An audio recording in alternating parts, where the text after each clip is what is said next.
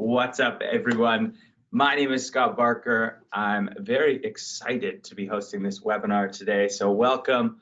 I appreciate you all lending us your eardrums and your eyeballs for the next 45 minutes to an hour or so. We've got a lot of meaty content planned. And what we're diving into is how to sell using LinkedIn, how to make a personal brand, giving away all our tips, tricks, tactics. We've certainly got the right people in the room to do it. And so I want to introduce my awesome guests. I am joined by Gabe Villamizar and Monica Stewart.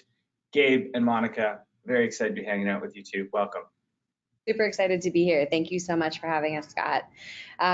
So I think to kick us off here, why don't we just go ahead and do a really quick round of introductions. And I think what would be great to hear from you guys is, obviously, for the people on the call that don't know you, a little bit of background. And what I want to hear is y'all's story with LinkedIn, right? So how did you get into this? Like, how did this become one of your core topics? Because you're both, clearly experts. Yeah, so I thank you so much for inviting me to this webinar. I'm really excited, Monica and Scott. So I think my journey started in 2013. Right out of college, I joined InsideSales.com. And I was just tasked to do a lot of dials, a lot of them, like over 100,000 a day. And I'm like, dang, this freaking sucks. I'm not gonna lie. And kudos to all you BDRs, ADRs, SDRs that do that right now. You're building a solid foundation for your career. So again, this is 2013, and I realized that a lot of my peers and colleagues in our freaking boiler room or whatever were not utilizing LinkedIn, and LinkedIn was mostly seen back then and even till today as your online resume, a place where you go to find a job. So I just started embedding LinkedIn and Twitter, but mostly LinkedIn, into my traditional sales cadences: call, email, LinkedIn follow, LinkedIn connect, engage, and so on. So as most traditional cadences were just phone, email, phone, etc. I was just literally just embedding those social touches, and I was for 3 consecutive months a top BDR. And then I remember Ken Krogh is like, man, what is it that you're doing? And then I just said, man, I'm just using social selling, using LinkedIn Sales Navigator. So the rest is history. I really went deep into this whole how to truly create a predictable sales cadence with LinkedIn. And over the past few years, since 2013, I've been able to speak on this, create content on this, help thousands of sales reps. Even LinkedIn invited me to create their social selling with LinkedIn course on LinkedIn Learning and lynda.com, and speak about this and meet great people along the way, like Scott and you, Monica, which we just recently met. So that's a little bit of my story. So I'm a global sales evangelist here at Lucidchart. What that means is I get to work in any specific project that needs my attention, with the networks that I have, the strength and the knowledge of the sales space, with our new modern account planning platform that's coming really handy for account mapping and account planning. So that's a little bit about me. Again, Gabe Villamizar, and excited to be here. Awesome. I love it. All right, I'll jump in there. Hard to follow someone who LinkedIn asked them to create a social selling class, but I'll give it whatever. There you go. So my name is Scott Barker. I'm the head of partnerships at a company called Sales Hacker, which is the largest B2B sales community on the planet. And I am also an evangelist, so similar to Gabe, at outreach.io, which is the market leading sales engagement platform. And then I also moonlight as the host of the Sales Engagement podcast as well. So love that role because I get to talk to a lot of smart humans all day long. And my story, similar to Gabe, I started as a BDR, 5-6 years ago, and I think it was kind of propelled to LinkedIn because just out of struggle, really, right? I was, again, back then, we were making 100 calls a day, same deal. And it's there's got to be a better way. There's got to be another option out there. Funnily enough, I just did an insights personality test similar to a Myers-Briggs. And my top thing is just a constant need to innovate. So I think that was what it was. It's there's got to be a better way than 100 dials. So LinkedIn caught my attention. I saw a few people that were doing it really well back then. Like Morgan Ingram was doing a great job back then, Gabe, obviously. And so I started to pay more attention to it and slowly dipped my toes in the water, eventually started getting opportunities from it. I then went on to build out the business development function at the company that I was at, hire a lot of people, work it into their sequences, their cadences of email outreach and creating opportunities, and it proved to be very effective. So since then, a lot has kind of changed, and in the last year, my content has been seen by well over 1 million people, and that has directly resulted in millions of dollars in closed revenue for our business, and I can attribute at least 70 to 80% of that back in some way, shape, or form to LinkedIn. Either a conversation was directly started or influenced by LinkedIn. That's awesome. That's awesome, Scott. Thanks for sharing that. I will round us off here. My name is Monica Stewart. I'm with Skaled Consulting, and I'm our head of accounts. For those of you that don't know Skaled, we're a sales and growth strategy consulting company that kind of marries sales and marketing best practices with modern technology, outreach being one of the tools that we love right now, to help organizations modernize and grow a part of their revenue organization. And our journey with LinkedIn, you guys both talked a lot about kind of the sales development side, which I think is where a lot of people are focused today. I'll take it from a slightly different perspective. We really started by looking at how this can be used to up-level our marketing and just our company brand overall. So if you look at, a year and a half, 2 years ago, I posted something about this on LinkedIn this morning. We were doing all of the typical things that companies do for marketing. We had a blog, we posted like once a week, we did white papers, we did webinars, and it just wasn't working. And the watershed moment for us was when we created this amazing ebook on GDPR, and we were like, this thing is gonna fucking crush. Like, GDPR is the biggest thing to hit the scene this year. Everyone needs to know about this. It was like a 36-page ebook. It was so good. It was so beautiful. It was literally the best thing that we had ever done. And just like no one cared. We got like 3 downloads, and one of them was from Dell, so that was kind of cool, but I don't think she ever called us. So we put so much time into creating this thing, and we were like, there's got to be a better way to do this. What if we just started putting out content on LinkedIn? And that's what we did. And we just started talking to people. And since then, our followers have grown, our reach has grown. Similarly, I mean, we've closed tons of business off of LinkedIn, not even trying to sell anything. And now it's become something that we've woven into what we talk to all of our clients about. And we actually just recently opened another company called Skaled Media that just does social and personal brand consulting for executives. So we really firmly believe that this is the direction that the entire industry is going. We've seen it work. And so I'm super excited to talk to y'all about it today. And also just hear what you guys have learned from your own grassroots experience. Awesome. No, I've seen you guys, the past year or so, you guys came out of the blue, and I just kept seeing you guys, your team's content a lot. And I'm like, holy crap, who are these Skaled guys? And pretty cool to see that, because I've never heard or met you guys till seeing you till a year ago. I mean, was it the same with you, Scott? Were you aware of them as well before LinkedIn? I definitely knew of Skaled before, but now it's come to a point where I'm interacting with your brand daily, which is amazing, right? Like it feels like I know your brand, which I think is one of the powers of social. And I totally agree with everything you said there, Monica. And I think my interest started in sales development, and as quickly my eyes have opened to all these different opportunities within just so much bigger, like for your brand. And it's really interesting when you do put out content, people feel like they're getting to know you and getting to know your brand when you've never even, you could have connected 2 years ago, never had a conversation since. But if you reach out kind of cold and say, hey, what's up, how's it going? They feel like they know you and know your brand, which I think is really cool, and Skaled does that extremely well.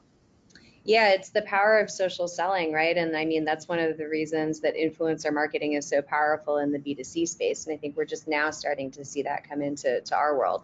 Yeah.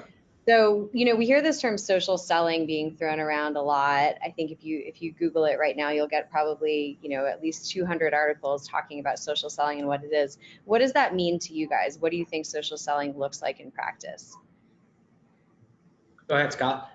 Yeah, I'll take a stab at that one. So first off, I think we need a rebrand for the name social selling. Yeah. I think it's a misnomer and it's misleading, right? I think like social marketing is maybe closer.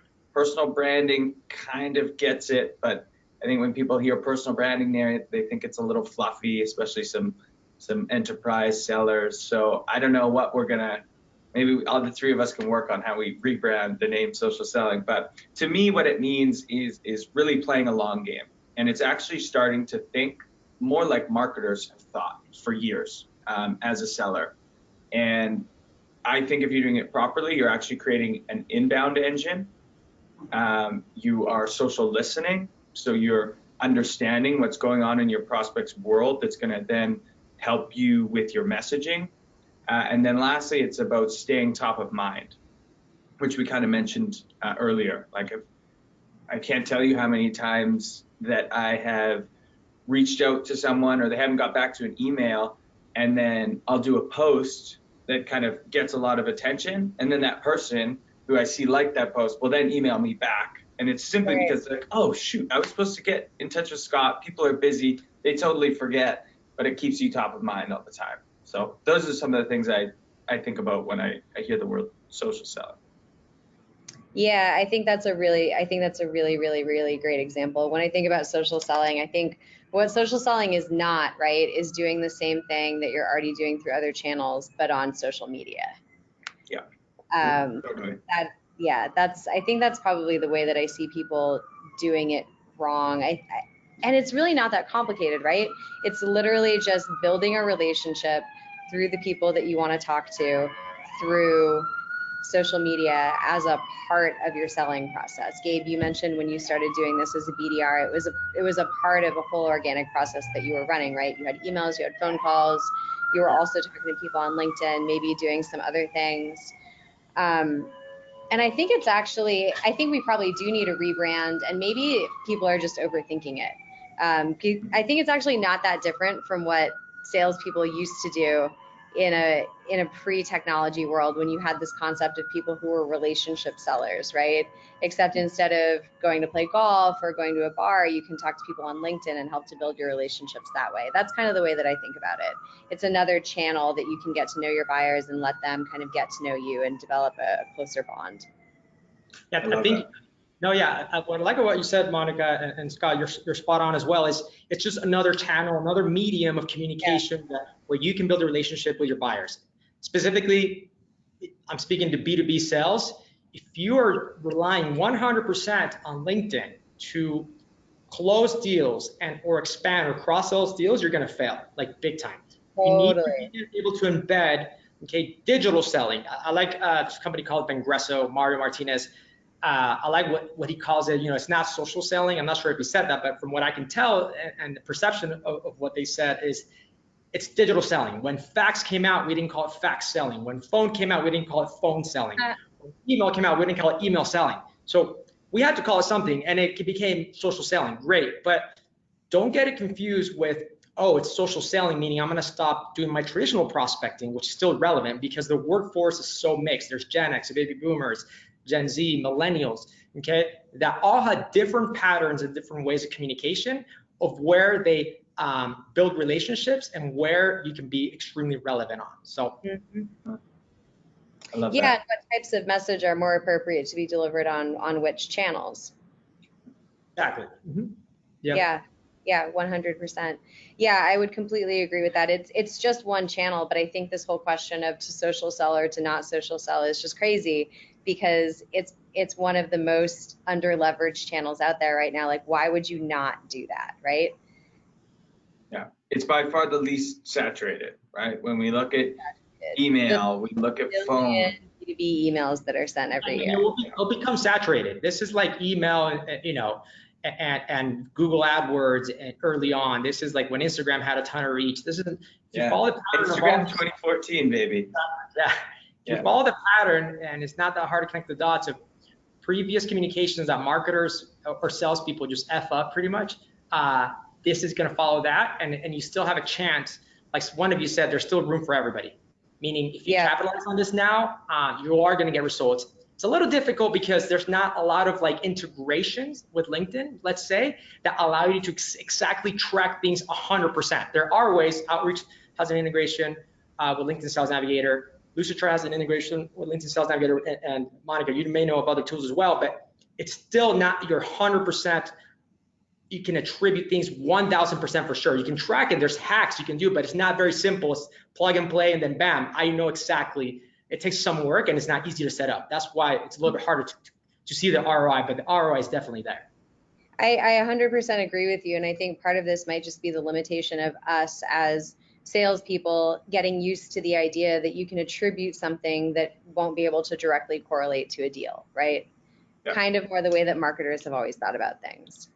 Exactly. It's going to reply to your post and book a meeting off of that, but it's still a value add. Yeah, and that goes back to Gabe, what you said about consistency, right? When we were talking earlier, so many, I think, sellers give social selling or personal branding a shot. They're like, okay, I'm going to do this for a month, and then they haven't closed a deal from it, so like, oh, this is a waste of time, which is crazy. So like if I'm a salesperson starting out today, like, you guys were in this situation 5-6 years ago, would you tell people to do the same thing? Like, how important is it now to start building your personal brand? Gabe, you want to tackle that one first? Yeah, so I came up with the 5 C's. I've heard of everybody with these fancy acronyms. I'm like, I got to come up with some fancy acronym that sticks. It hasn't stuck out yet, but I call it the 5 C's of personal branding. So the first C, it's care. You need to care about this enough. This really can't be just forced upon you. Sometimes it's forced upon you, and great. A lot of you may like it or not, but you need to care and understand that your personal brand is truly who you are. Like, you are who Google, LinkedIn, YouTube, and Twitter, and other social channels say you are. That's just the reality. It's almost 2020. You got to get with the times, okay? So you need to care about this. If you don't care, then this is not going to work out. The second C is connect. You need to connect with multiple individuals, okay? Not just your buyers that you talk to, even your buyers who never met you, with influencers, with champions, with users, even with blockers, okay? So that way you have an audience, right? So that way people are aware, or can become aware of who you are, okay? So that's second C. Third C is you need to be able to curate. And Scott is a big believer in this. You want to read things. Sales reps are always reading books. They're always listening to Audible books. They're always reading content on LinkedIn. So what I mean by curate means share content that you like and enjoy, because if you like it, then other people in LinkedIn who are working professionals might like it.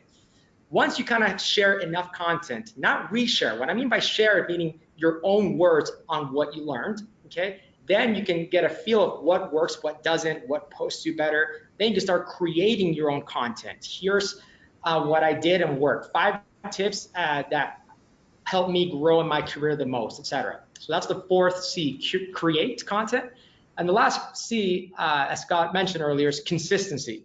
You won't curate and create, okay, and win in a short just sprint. It's a marathon. It's a very long marathon that I've seen a lot of people get success from this in a year, but then they stop. I've seen people don't get any success. I've seen people get success within 1 or 2 months, but then they stop. Whoever stays in the game the longest is the one who wins.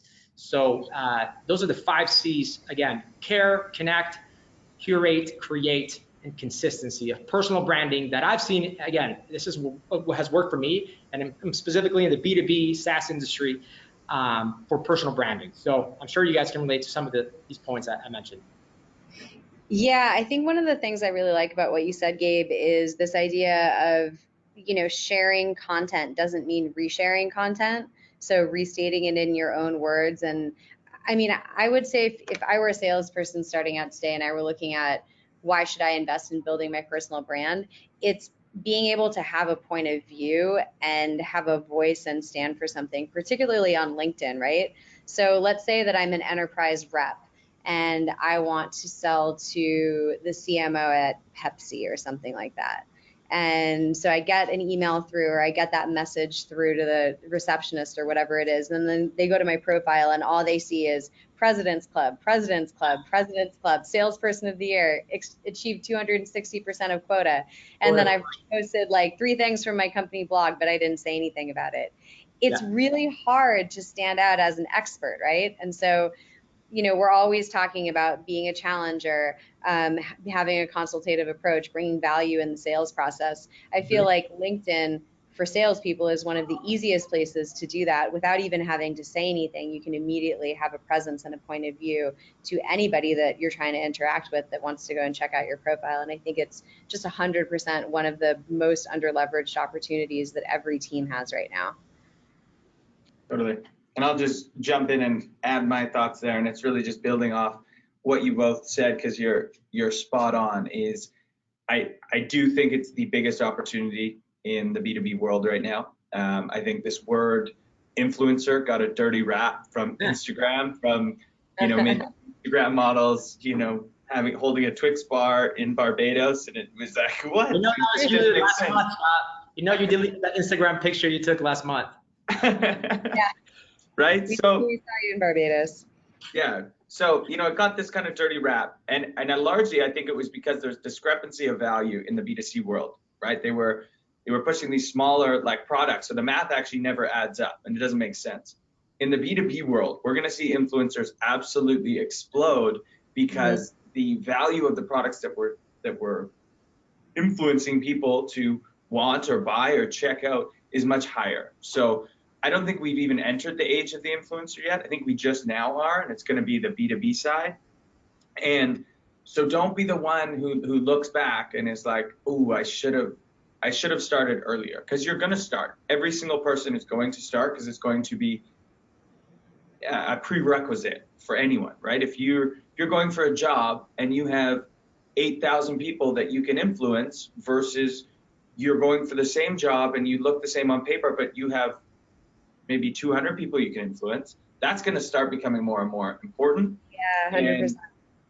And by the time you get there and by the time you figure this all out, you're going to be shouting in an empty room, is what I always say, right? You're going to have a great message. You're going to figure it out, but you'll have no audience. So start building that audience now. So by the time you have things to say, there's people in your room and you're not just shouting into nothing. Yeah, I love that. Yeah, now is the time that audience is available. And Scott, you were telling me something before we started, that something like only 10% of active users on LinkedIn are actually posting content, which is crazy to me. And that's across all of LinkedIn, right? So outside of some of the people that create content suck. And like you viewers out there could do a way better job. Like, you're kidding me, you know? Totally. Right. One thing that but before creating content, you need to connect with individuals. This whole sharing content, creating content, need to be seen by individuals. So you need to consistently be connecting every single day with people. I stopped doing this, I think maybe a year or so ago, where I would connect religiously every single day for the past 4 years or 5 with people. Okay, in the beginning I was doing 20 people a day, or maybe 10, 15, obviously throughout the years, but now I just do it like, you know, because I don't have exactly the need of like, crap, I need a big audience. I already have a decent audience. I feel good about it. I don't want to be the biggest and baddest out there. I don't want to be a Gary Vee kind of a person, but you need to have the eyeballs. You need to have the people there in order before you start pushing content. If you start pushing content and you only have 500 connections, 600 connections, that's not enough. Like, that's clearly not enough. You need to connect with individuals. Otherwise, your content is not going to be seen, no matter how good it is, no matter how relevant and how much value you add. That's something that people don't talk enough. Connect with people, and they're like, well, I don't know them, Gabe. What should I say? Like, you just do it. And if you're too scared to do this, then you probably should not build your personal brand. That's really what it comes down to. So what do you do when you connect? Do you connect and then DM, or do you just connect and then kind of passively let them start engaging with your content? So what I recommend doing is you connect, is saying, hey, I'm connecting with like-minded professionals in the Salt Lake City, Utah area. I see that we have mutual connections. Hope we can keep in touch. Gabe, bam, okay? Now, I pull a list of individual relevant users with LinkedIn Free or LinkedIn Sales Navigator says, show me directors and managers in Salt Lake City, Utah, who have gone to BYU or UVU and then bam, here's a bunch of individuals. So I just connect with 10 of those people per day. That's what I would do, okay? And that's my connection message. Once they accept, okay, I know they have the chance of seeing my content because I'm pushing content about sales and marketing. So if I connected with relevant sales and marketing professionals, then the more they see my content, the more they're gonna act on me and the more of their attention I'm gonna have. So I just connect with them and that's it. I welcome them into my world, and then my hope is that they're gonna start seeing my content. Now, if you wanna be more aggressive, you might wanna wait 3 to 5 days and then say, hey, thank you so much for connecting. Obviously, don't connect and pitch, don't connect and barf. We all see this. That's not social selling, that's not digital selling. You need to add value. You can add value directly or indirectly. Direct value is, hey, thanks for connecting. Here's a few things that in your role, I've seen other sales leaders enjoy or learn from. Indirectly is the content you share. Just right. It's there, yeah. I 100% agree with that. And I would take that even a step further and say, don't just connect, like engage, right? I think we're at this weird point in LinkedIn, and you guys, especially you, Gabe, were really, early adopters out of the gate, like 3-5 years ago. We're kind of at this weird point now where you've got the mega influencers, like the top 1 to 5%, like the Ariana Huffingtons, the Jake Dunlaps, what have you, the Garys. And then you've kind of got everybody else that most people aren't posting at all. You've got the 10% of people that are. Most of them are getting like less than 20 likes, less than 5 comments on any of their posts. And then you've got kind of like this little, like small thread of people in the middle. And it's kind of a weird time to be entering the LinkedIn space because you're not really going to enter the top 1% of influencers unless you've already got a huge following outside of LinkedIn. It's just going to be really, really hard. You could probably do it if you really tried, but it's going to take a pretty big content team and a lot of work. So if you want to continue to build your following and you don't just want to be one of those same people that's like, hey, I'd love to connect. Hey, I'd love to connect. Like, how do you get those people interested in you? And I think engagement is another one of those things that people just aren't doing enough of right now, and it's so easy. So like when you go to LinkedIn and you're doing your post, how often do you guys post? Like every day, once every 3 times a week? I do it every day now. I just switched to every day. And it was kind of like out of necessity. There were things that I wanted to discuss every day. And I haven't seen it hinder engagement, actually. I thought it would when I first started. I think they might have made tweaks on the algorithm that it's more favorable to consistency. I do every day. Gabe, what about you? I do once a week, and that's not enough. I need to like pick it up to once a day, like you, Scott, and then from there even go twice a day. But I need to like build up to that, right? I can't just all of a sudden, somebody told me to post 4 times a day on LinkedIn, I'm just gonna do it and post trash, even though attention is king. We're in the attention economy. I need to build up to that. So I'm up to once a week and I'm getting excellent engagement that I'm pleased with, that's bringing awareness, visibility, and attention to the individuals that we want to target, both from a Lucidchart level and also from my personal brand. But yeah, I need to like pick it up, like, and get up to Scott level, Scott Stees. We all aspire to be at Scott level. Yeah, I hear like consistency is good, but you want to make sure that you're not diluting your brand. I mean, just as context, we put out 20 to 25 pieces of content every day now across all of our channels. So that's Instagram, even LinkedIn. Gary Vaynerchuk said earlier, I think it was last week, that if you're Ericsson, you should be putting out like 5,000 pieces of content every day, which sounds crazy. But if you think about all their business units, all their regions, all the executives at the company, all the people that are director level and above, like he's probably right. That's probably about right. But what we've seen actually be super successful as well is just also engaging with the people in your network. So you've got all these people you connected with, you're putting out content, they're putting out content.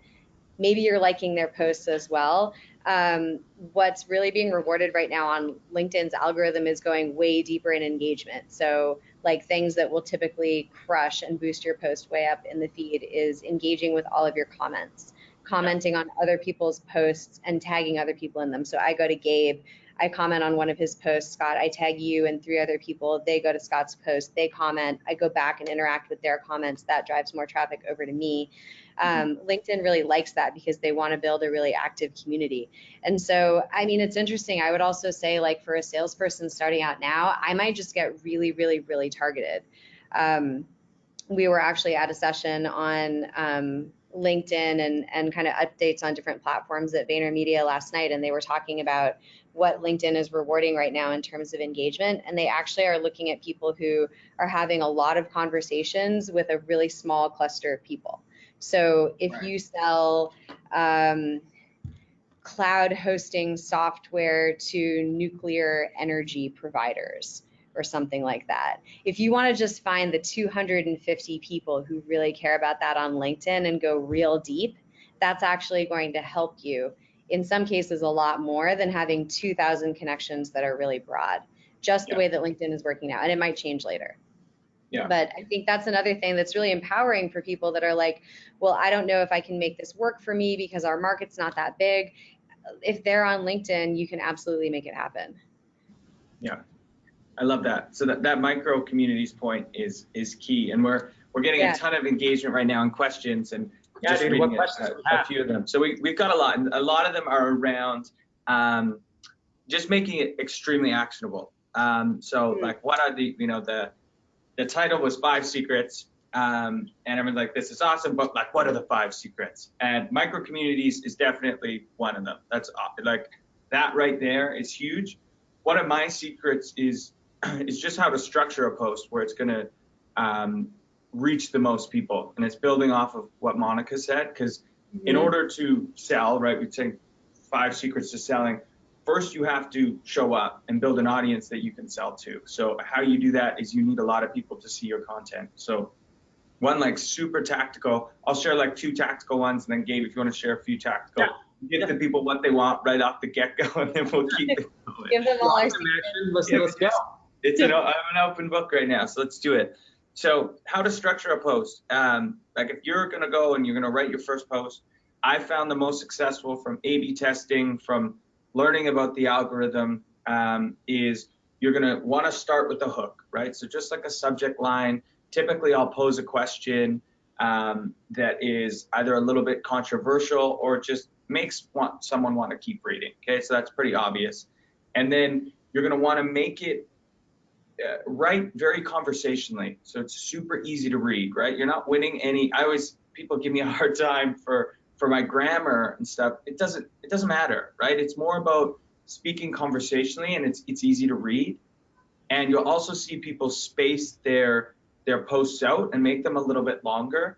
That's actually a little bit of a hack or a trick to keep people on your post longer, because that is what LinkedIn wants. If you're on the post longer, LinkedIn's like, okay, this is interesting. So that's one way.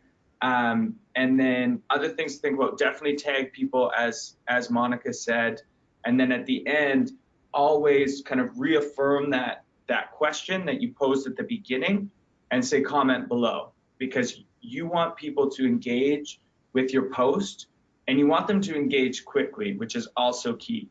You have about a 30-40 minute window, I found, where LinkedIn's going to bucket you into 3 different categories, really. First category is if not very many people liked or commented on your post, only your first-degree connections are going to see it. If a decent amount did, your second-degree connections are going to see it.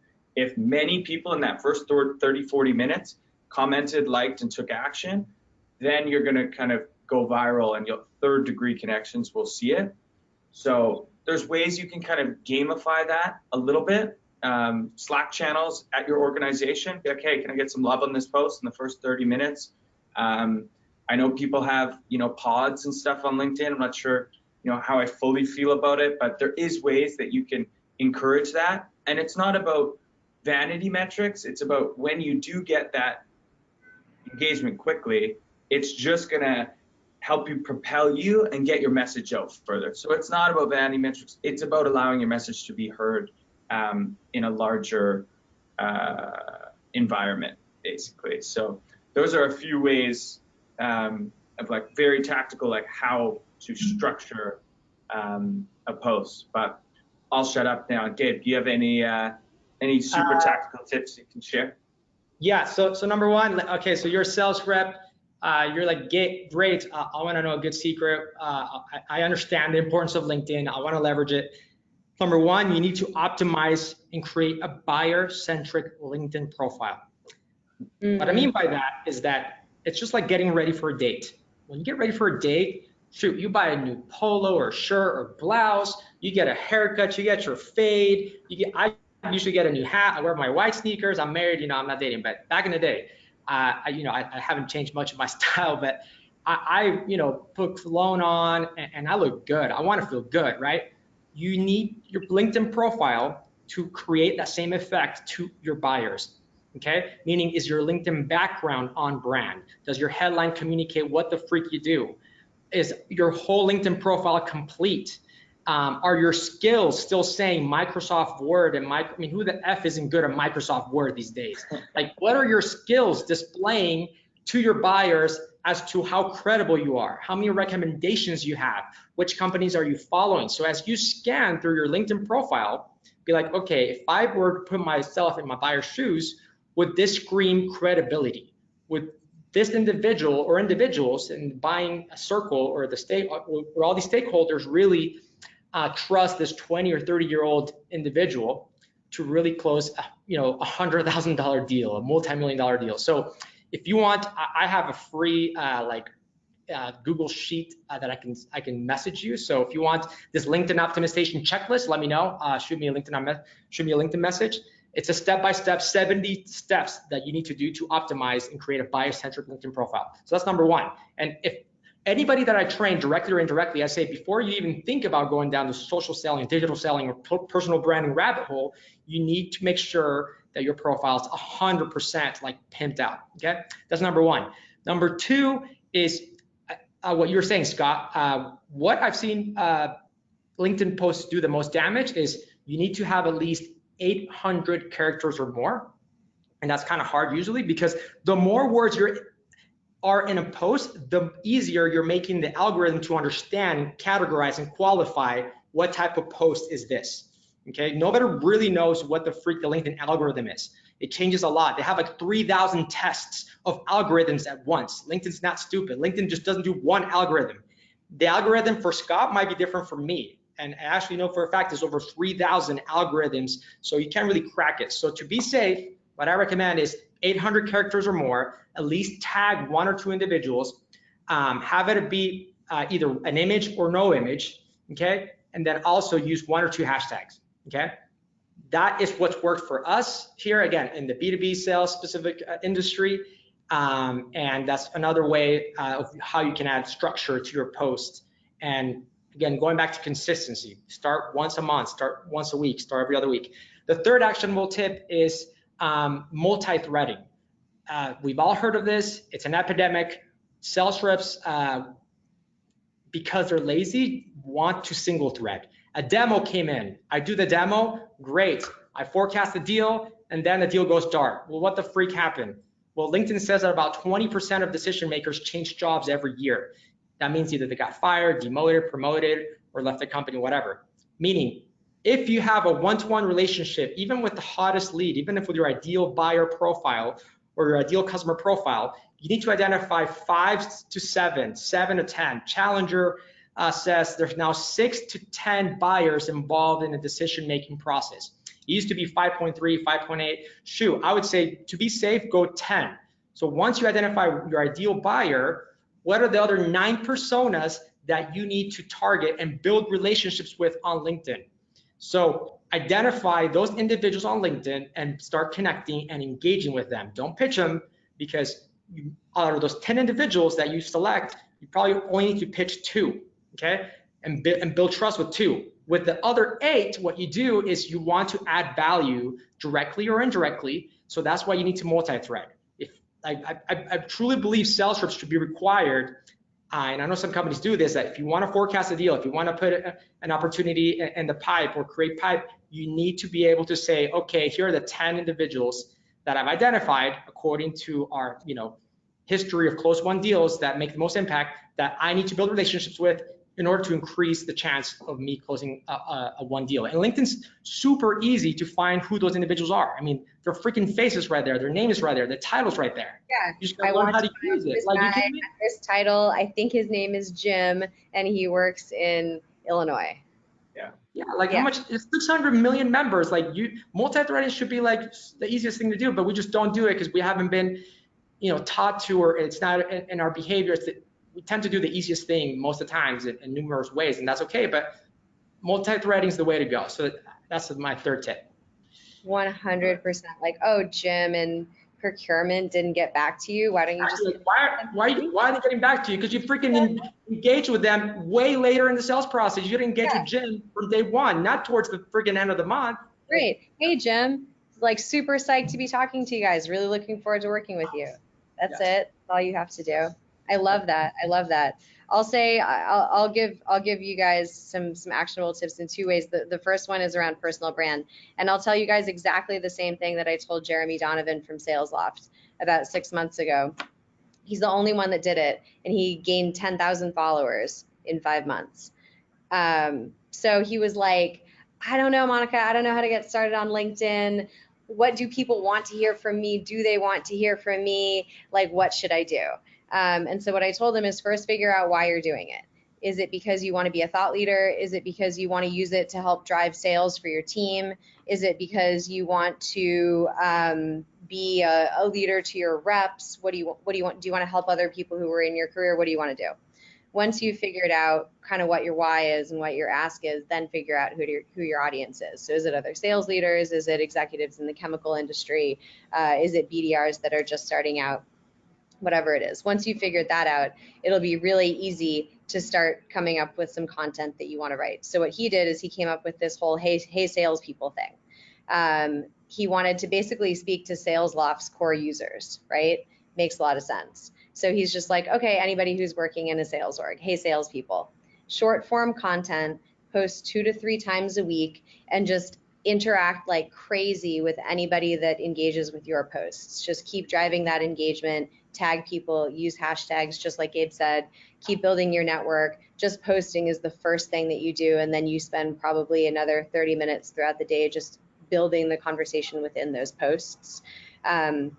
And just keep doing that 2 to 3 times a week. And he literally just kept doing it. He gained 10,000 followers. He sent me probably 5 emails. He's like, thank you so much. This thing continues to crush. He's a verified author now. It's awesome. And I mean, at least for now, for the next 30 to 60 days, it really is that easy. And then you can figure out kind of where you want to take that audience from there.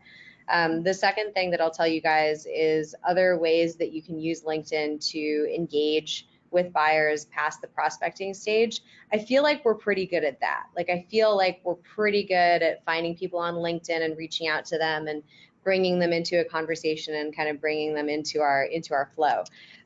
Some things that you can do to go kind of beyond that are, don't stop engaging with people once you get the meeting. So keep building the relationship on LinkedIn, but don't ask them for anything else. Just send them some cool stuff that you thought that they would like, tag them in some posts, start bringing them into other conversations that you're in. Definitely multi-threading.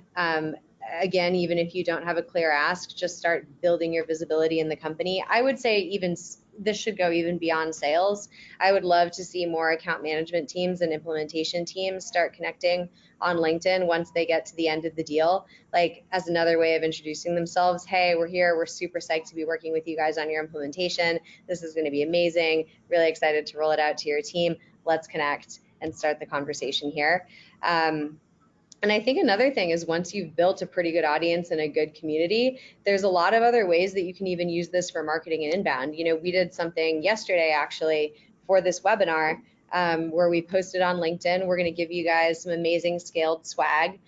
We're going to have a drawing, email this email address, and you'll be entered to win. We got like 60 emails right away. Email us with a screenshot of your registration. We got like 60 emails. Then we emailed those people back. We were like, wow, this is amazing. Super, super, super excited that you guys are going to join tomorrow. By the way, if you forward this to 5 of your friends and they register, we'll give you 5 more entries. And like 20 more people did that. Super, super, super easy. And you can do that if you've built the social capital and you're going on LinkedIn and you're giving to your audience every day and you're continuing to build real relationships, not all the time, but when you really want to, you can trade in on those relationships and it can be really, really, really impactful. And I think that's something that inbound teams, marketing teams really aren't doing enough today. Yeah, that's a great point. I want to dive into that one a little bit, is this idea of like, what should I be posting? People ask me that all the time. Yeah. Like, what should I be posting? Like, how do I like do this? Yeah. And it's, for me, it's like you said. So number one is add value. So 4 out of every 5 posts, you're just adding value. That's all you're doing. You're basically talking about your day-to-day struggles, challenges, how you've overcome them, or how you haven't, and crowdsource some knowledge, which you can use LinkedIn to do as well. It can be an amazing feedback loop. I always tell our BDRs here at Outreach, like, if it's your first week as a BDR, there's someone whose first day it is that they can learn from you. And if it's your first day as a BDR, there's someone hunting for a BDR job that can learn from you. 100%. When you start thinking like that, it takes a lot of the pressure off. So the ways I look at it, you can add value all the time.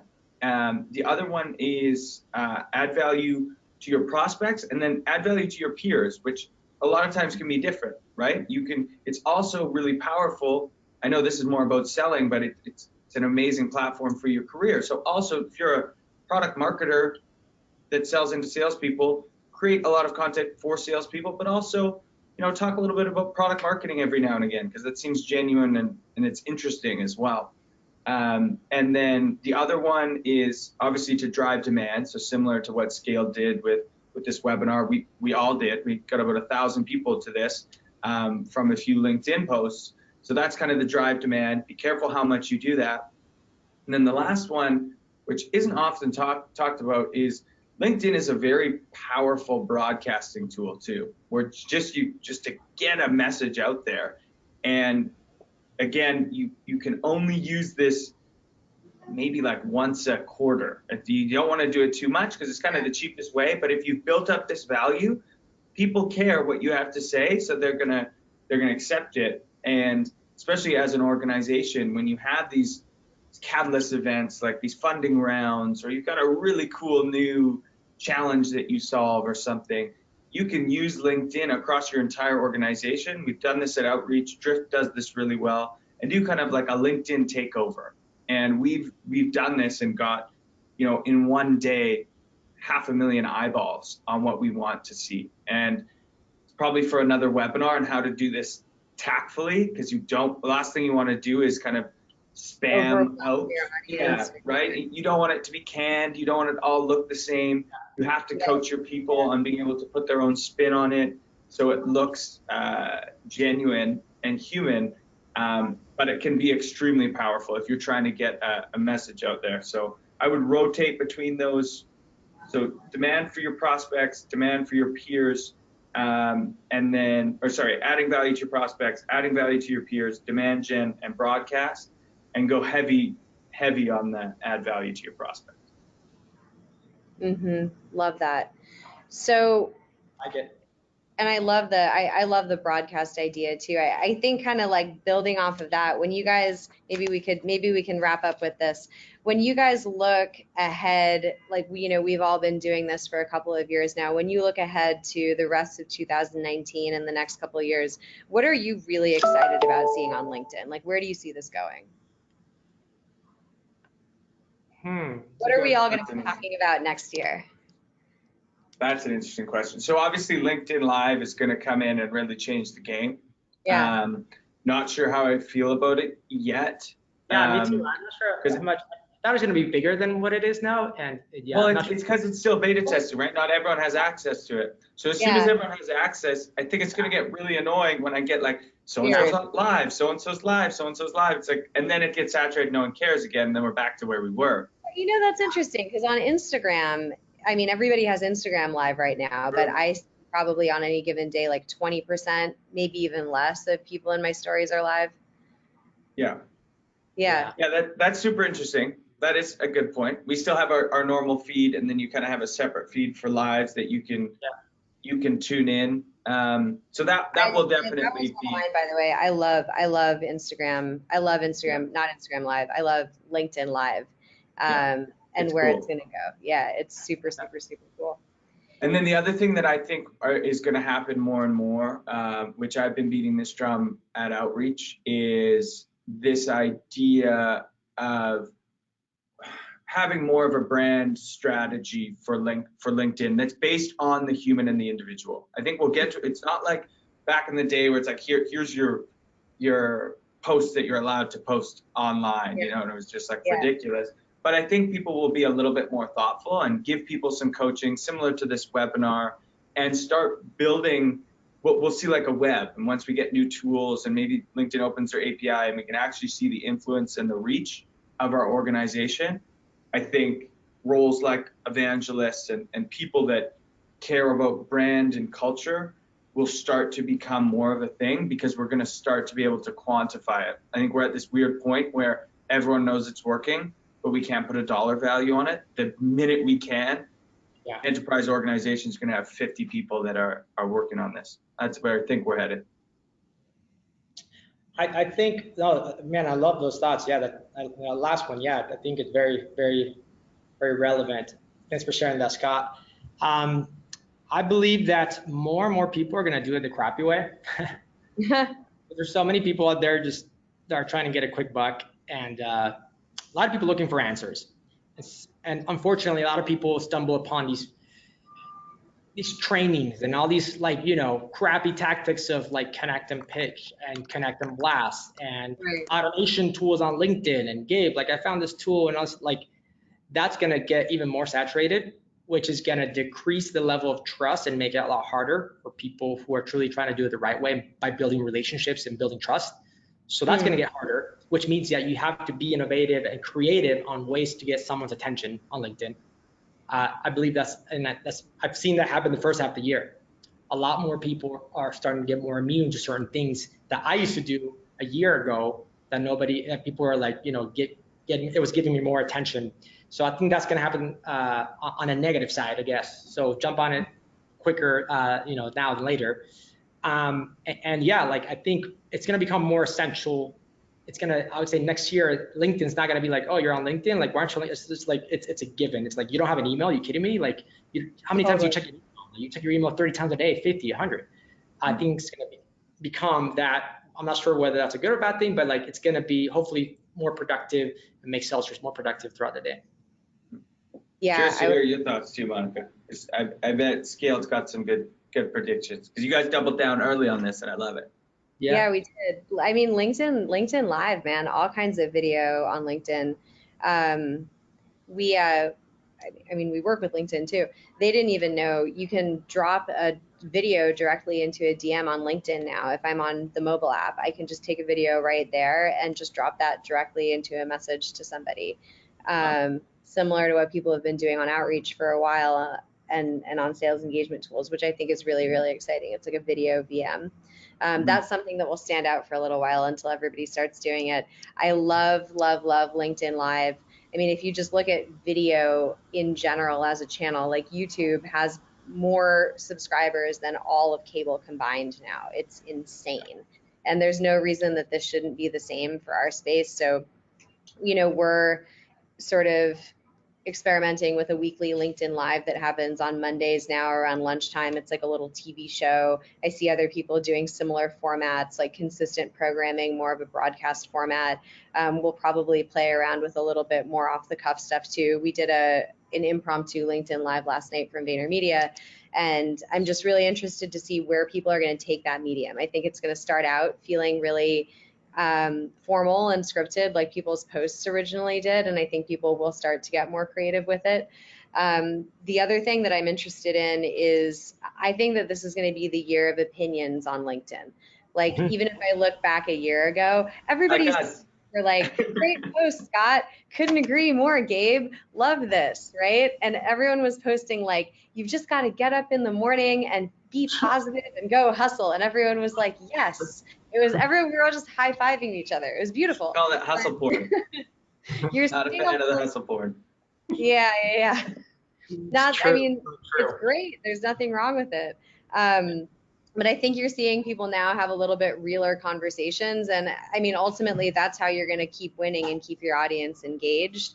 And I think that LinkedIn as a platform is rewarding it now too. So I'm really interested a year from now to see where that goes and how far people can take it to build real personalities for themselves and real communities on this platform. Yeah, I'll just quickly add two things on video. So I've experimented a lot with video. I started about a year ago releasing like about a video a week, and I found you don't reach as many people, but the level of engagement is off the charts. Like if I post something, sure, everyone's like, okay, I'll hit like, and we'll get like a lot of likes, and we'll go, you know, a lot of people will see it. But then the people who watch my video, they feel like they really know me, and they're connecting right away. They'll send me messages, and it's like this different level. So going back to what we said, you know, only 10% of people are posting right now. Out of those 10%, like 0.5% are making videos. So another way you can really stand out quickly. Yeah, and there's some really cool stuff you can do with it as well. I mean, think about if you were the CEO of a Fortune 500 company and you decided to do a private LinkedIn Live for your employees, like a town hall or something like that. Cool. You just answered all of their questions. I mean, I think there's or you did it like live from, you know, on site at one of your factories in Singapore or whatever it is, and walked everybody around and did a tour. Like, I think there's a lot more that can be done with it, and people are just kind of scratching the surface. Totally, 100%. And we have one more question here, which I think is a good one to wrap up on, because we definitely focused a lot of time on posting content and engaging people, which is, in my opinion, the most important. Again, we're playing the long game. What else? This is a question from Mark Hanna. Mark, thanks for the question. What else do you suggest doing apart from posting content and engaging prospects? I'll rapid fire a few. Team Link on SalesNav is super amazing. You can set your whole SDR team, AE team, your whole company up, and you can see who's connected with who. You can get some really low-hanging fruit there. Gabe, you've talked about technographics. There's an amazing technographics feature on SalesNav where you can see all of the technology that the company you're prospecting into uses. So those are a few that come to mind. Monica, Gabe, any kind of last minute fire ones?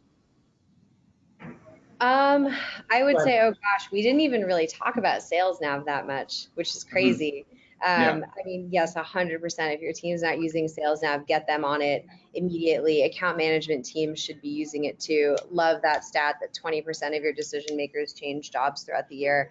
There's a couple other ways that you can find them, but LinkedIn's the best way to maintain the communication. I would say beyond that, you know, Mark, the other thing I would say from your question is engage with your peers too. You know, it's not just about selling. It's also about building a wider network, and that's going to help you become more credible and ultimately sell more in the long run. I want to reinforce LinkedIn Sales Navigator. I mean, it's the most powerful tool out there. It's a must-have for every sales stack, along with Outreach and many other. We use Outreach. And I'm pretty sure Gabe doesn't get paid by LinkedIn. I haven't confirmed it, but I'm pretty sure. For my courses, I'll be honest. Maybe for the courses that are on there. I just bug you. Sales Navigator does not pay me, and they should. Freaking A. I love it. I love it. All right. Well, I could literally sit here all day long with the two of you. And we have enough questions to do it. So if you want to continue this conversation, follow Gabe, follow Monica, follow me, Scott Barker on LinkedIn, Gabe Villamizar, Monica Stewart. We're there. We do this stuff. We live, eat, and breathe this stuff. So if you engage with us, we will engage with you back. We'll engage. Messages that's one thing. LinkedIn needs to figure out their messages because the inbox can get messy really fast. But Monica, Gabe, thank you so much. I think we'll have to do this again because I think we got like tip of the iceberg. There's a lot more I think we could go into, but it was a lot of fun. Great hanging with you guys. All right. And thank you everyone who joined us.